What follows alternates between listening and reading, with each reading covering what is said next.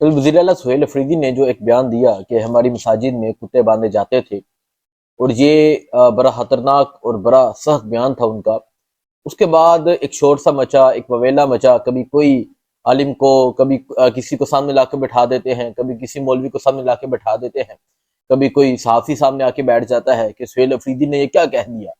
हालांकि ये आप किसी भी कबायली, किसी भी वज़ीरिस्तान के, किसी भी एजेंसी के लोगों से पूछे तो वो इस तरह की बात करते हैं, और वो इससे बड़ी खतरनाक बातें, मजीद खतरनाक बातें करते हैं। इस हवाले से बात करते हैं। और कल इस बयान के बाद हमने देखा कि सुहेल अफरीदी को गिरफ्तार करने के लिए पुलिस खैबर पख्तूनख्वा हाउस पहुंची। एक SHO थे, उनके साथ उनकी नफरी के कुछ लोग थे, मुलाजिम थे। वो खैबर पख्तूनख्वा हाउस वारंट लेके पहुंचे कि हमने सुहेल अफरीदी को गिरफ्तार करना है, और तब तक सुहेल अफरीदी पेशावर जा चुके थे। इस पे बात करते हैं। और उसके अलावा आज सुन्नी इत्तेहाद कौंसिल के जो चेयरमैन हैं साहिबजादा हामिद रजा, जो इत्तेहादी हैं पाकिस्तान तहरीक इंसाफ के, आज उन्होंने गिरफ्तारी दे दी है। और गिरफ्तारी के बाद उनकी जो तस्वीर है वो सामने आई है। हाथों में हथकड़ी लगी है, और ये हथकड़ी इसके इमरानिया की हथकड़ी है। इसके अलावा एक बाइज्जत इंसान जेल में बैठा हुआ है। इस पे बात करते हैं। इसके अलावा जो बातें की जा रही हैं वो तमाम चीज़ें आपके सामने रखते हैं। इमरान खान जेल से क्या पैगाम देते हैं, और इसके अलावा क्या चीज़ें हैं, ये आपको बताते हैं। लेकिन सबसे ज़्यादा है कि इस टाइम मुल्क की सूरत हाल क्या है, सियासी सूरत हाल क्या है। 26वीं आईनी तरमीम में इन्होंने जो किया वो तो आपको पता है। अब 27वीं आईनी तरमीम में ये क्या करने जा रहे हैं, ओवरसीज पाकिस्तानी। देखिए, मैं हमेशा कहता हूँ कि पाकिस्तान से जो मोहब्बत रखने वाले लोग हैं, ओवरसीज पाकिस्तानी, उनकी मोहब्बत हमसे ज़्यादा मोहब्बत है। वो हमसे ज़्यादा पाकिस्तान को चाहते हैं, वो हमसे ज़्यादा पाकिस्तान के लिए काम करते हैं।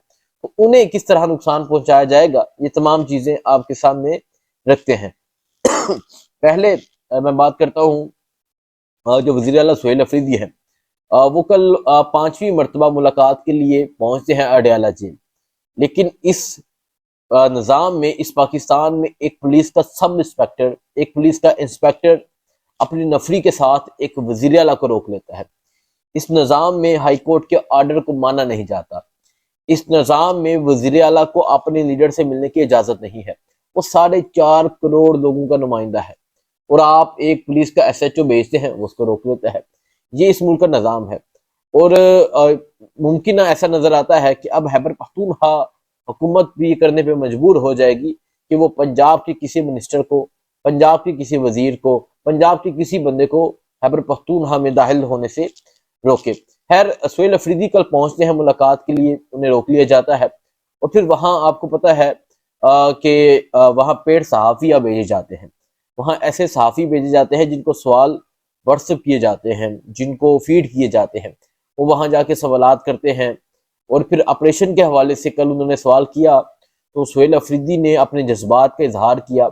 वो कहते हैं कि आप हमसे बात करते हैं, आप हमसे मिलिट्री ऑपरेशन की बात करते हैं। आप जानते हैं मिलिट्री ऑपरेशन में क्या होता है, आप जानते हैं कि आम लोगों का कितना नुकसान होता है, आप जानते हैं कि वो बहनें जिनके बाल उनके भाइयों ने नहीं देखे होते, उनके वो नंगे पांव सड़कों पे बाहर आ जाती हैं। आप जानते हैं किस तरह बच्चों को मारा जाता है, आप जानते हैं किस तरह नुकसान होते हैं। सुहेल अफरीदी ने कहा कि आप हमसे बात करते हैं, आप हमसे मिलिट्री की बात करते हैं। हम तो हमेशा, फिर भी आज भी इस फौज के साथ खड़े हैं। हालांकि ये वही लोग हैं, ये वही फोर्सेस हैं जो हमारी मस्जिदों में आके कुत्ते बांधती थी। तो हम कहते थे कि आप मस्जिद का एहतराम करें, तो आगे से हमें ये जवाब देते थे कि आप और ये कुत्ते एक बराबर हैं। जब ये बात कल सुहेल अफरीदी ने की, अब इस बात को लेके पूरा मीडिया चीख रहा है, पूरा मीडिया आवाजें निकाल रहा है। और इस बात को लेके ववेला मचाया गया, इस बात को लेके एक शोर मचाया गया। और फिर उसके बाद हम देखते हैं कि इस बात के बाद फौरन से ही सुहेल अफरीदी के और जुनैद अकबर के वारंट जारी हो जाते हैं। उनके वारंट जारी होते हैं। उनके जब वारंट जारी होते हैं तो खैबर पख्तूनख्वा हाउस, जो KP हाउस है, वहां पुलिस पहुंच जाती है गिरफ्तार करने के लिए। लेकिन सुहेल अफरीदी जो थे वो पेशावर जा चुके होते हैं। अब एक तरफ ये सुहेल अफरीदी पे प्रेशर डालेंगे कि अब हम तुम्हें गिरफ्तार कर सकते हैं, तुम्हें गायब कर सकते हैं, या तुम्हें जो भी कर सकते हैं। खैर, आपको पता है कि गायब भी होते रहे हैं लोग। वजीर आला की बात कर रहा हूँ। KP हाउस से ये खबर आई थी एक दफा कि अली मीर साहब KP हाउस से गायब हो गए हैं। फिर उसके बाद अगले दिन वो असम्बली पहुंचे 12 जिले क्रॉस करके। तो इस तरह की चीजें होती रही हैं, लेकिन ये सुहेल अफरीदी ये चीजें नहीं करेगा, क्योंकि ये फिक्स नहीं है, क्योंकि ये फीड नहीं लेता, क्योंकि ये मामला तय नहीं करता। ये वही करेगा जो इसका लीडर इमरान खान कहेगा।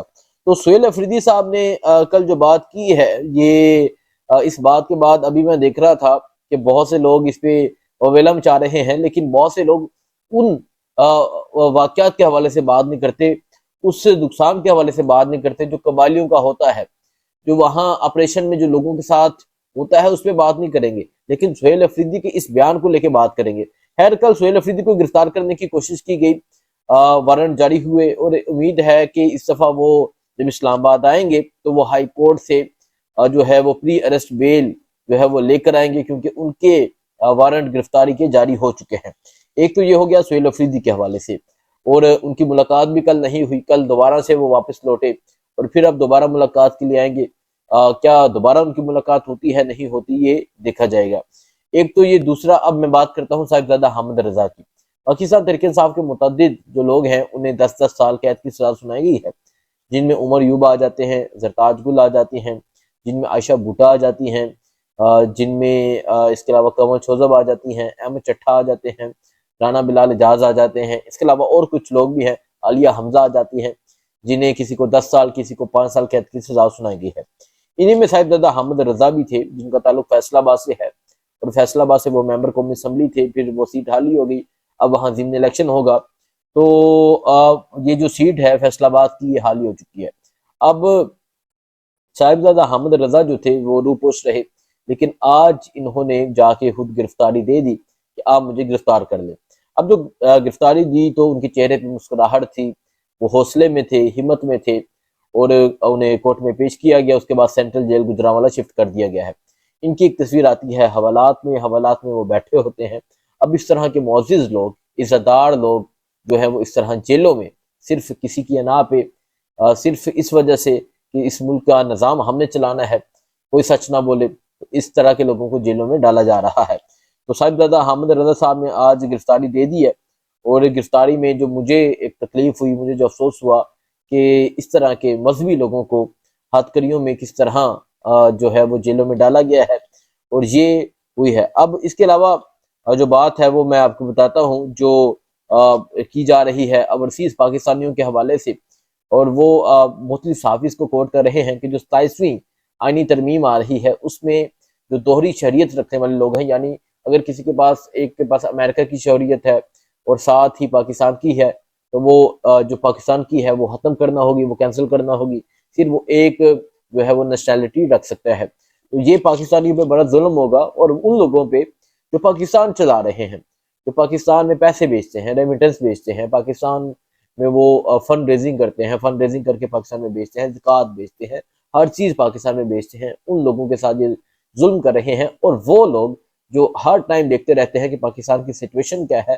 पाकिस्तान के हालात क्या है, असल इनको तकलीफ क्या है, कि वो ओवरसीज पाकिस्तानी इनके साथ नहीं खड़े, वो ओवरसीज पाकिस्तानी इनका साथ नहीं दे रहे। तो अब ये उनकी जो शरीयत है, अब जो उनकी नेशनैलिटी है वो ख़त्म करना चाहते हैं। तो ये चीज़ें हैं जो हुई हैं। बाकी जो चीज़ें होंगी वो मैं आपको बताता रहूँगा, आपको दिखाता रहूँगा और आपको अपडेट दूंगा। अब सुहेल अफरीदी के हवाले से, वज़ीर आला के हवाले से क्या होता है ये आपको बताएंगे, तहरीक इंसाफ क्या प्लान तय करती है ये भी आपको बताएंगे, और मजीद उनको रोका जाता है या उन्हें गिरफ्तार किया जाता है, या उनका लहजा इसी तरह रहता है, इसी तरह वो अपना मौक़िफ़ क्या रखते हैं, क्या होता है, आपको अपडेट देते रहेंगे। दुआ में याद रखें। अल्लाह हाफ़िज़।